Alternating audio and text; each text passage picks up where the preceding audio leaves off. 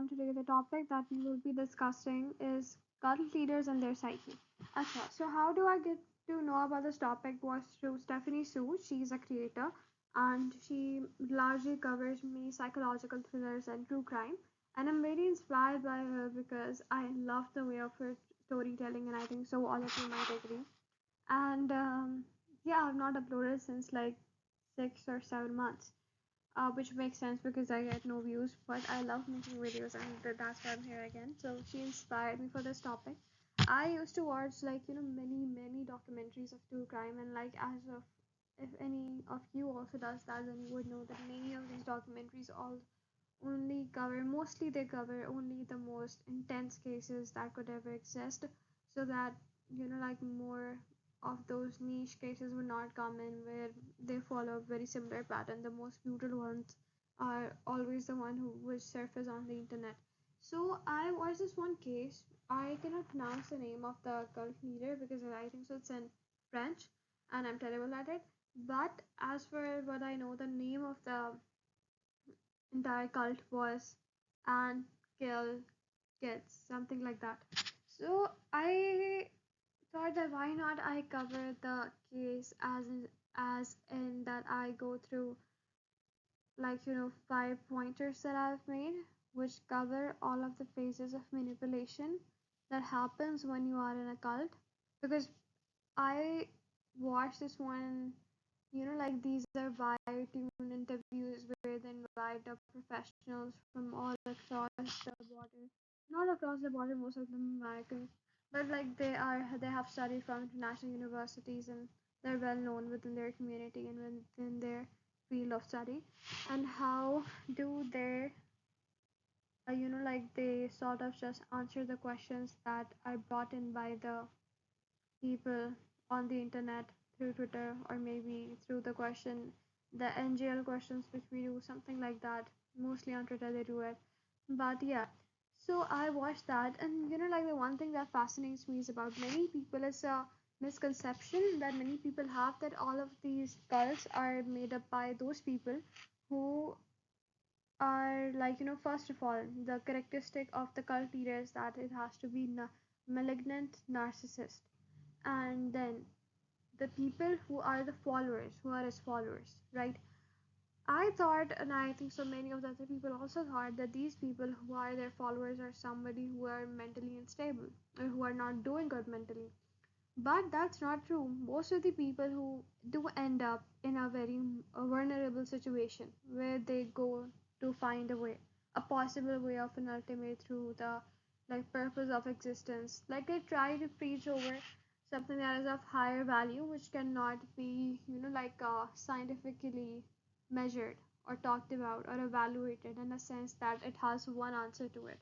So they try to preach over these concepts and these nuances and sort of manipulate the other person into thinking that okay, what you are saying is incorrect and this is how it goes, and I will tell you how you can, reach the ultimate purpose of your life and how you can go to heaven, and I'm gonna take you out to heaven. Mostly they follow religious means and spiritual means or the ultimate truth. Like many times if it's not religion based or it's not something like that, it's just data manipulation into thinking that the other people, the outside people, do not know about this is the truth that only lies with me, and if you become my follower then you are gonna get blessed, sort of, because you are gonna get to heaven or you're gonna do this and gonna do that. So just that kind of gaslighting, right? So this particular case covers a man who is not that much good looking, but somehow he has that kind of a charm. Now, what do you describe as charm over here is like I've seen all these criminals and these cult leaders, and they're not that good looking, they're not that handsome or that exceptionally, like they're not that good looking. But the one thing that sets them apart is that they have a very niche type of charm within them, which makes them attract people, which makes them manipulate people. So, how does it happen that a person who was not even certified a doctor ended up doing surgeries on them, performing procedures on them? giving them medicines that are not even medicines, and making them do the most unholistic things that one can imagine, the most ridiculous, the most horrific, the most. It was like you are breathing in hell, and you're just going deeper and deeper and deeper, and there's no way out because you cannot figure it out for yourself that what you're doing is not for good but for bad. So the way that they describe the people who are in a cult, describe the charm that these people have, is that of a very strange kind, because as I've said before, that they're not good looking, they're not handsome, but they have that certain type of flattery. They have that kind of a charm, which could be either that they're very intelligent, or they try to make it seem that they're very intelligent. They try to make it seem that they're very religious and they're very bounded within within the boundaries of God. Or they can make it seem like, oh, I just, like, they just try to make themselves superior to others in a way that they would like. Now some people can do this, like this distinguishness, because after this entire case was done and he was put up in the jail, his own, like cabin fellow, not cabin fellow, but the prisoner who was next door, who also killed some taxi driver, he killed him because he thought of him as a very annoying person. The cult leader, he thought that he was super annoying and that he was all about themselves. So it's kind of a personality trait that cannot be quantified, that what is charm, but it certainly just deals with somebody being just trying to seem superior in a sense of either, like knowledge or intelligence or religious means. It could be anything. Now, what happens is that these followers, they have to be very high functioning human beings.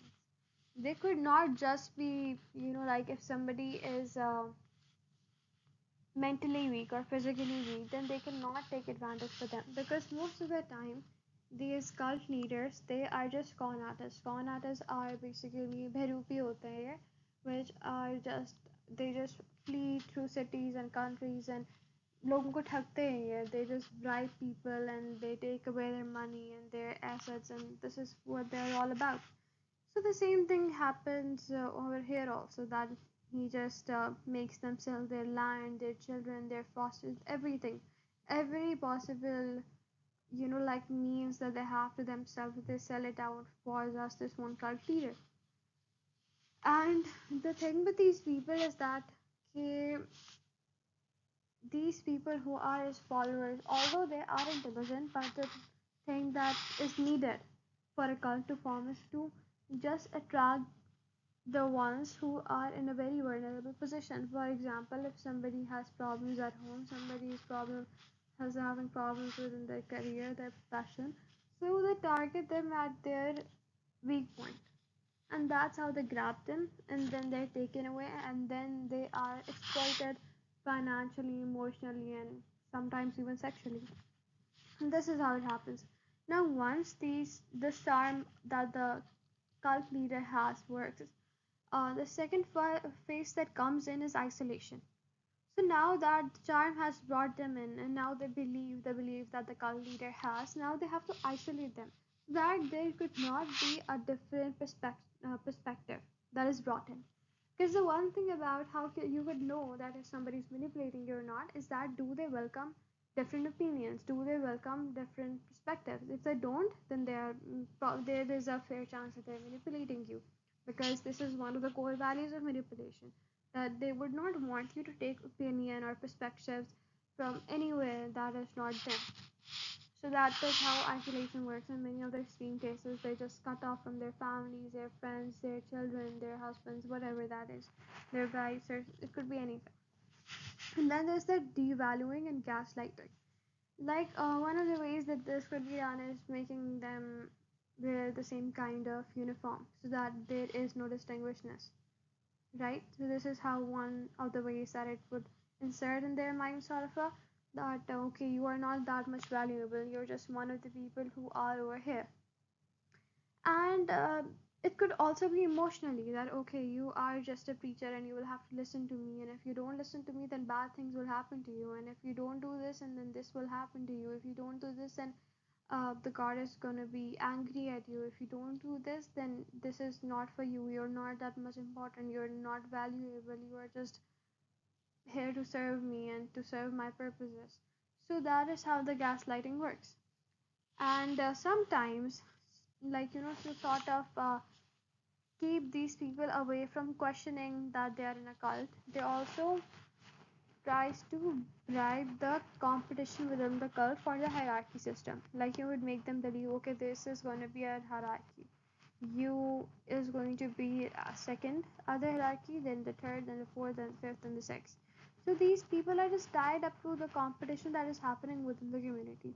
And because of that, they do not pay attention to the outside opinions that, okay, is this right what I'm doing, is this wrong what I'm doing, should I be doing this, what will happen if I do this, is it going to be any harmful effect on me if I do this, because they're just so caught up on that competition that their entire focus is on winning it.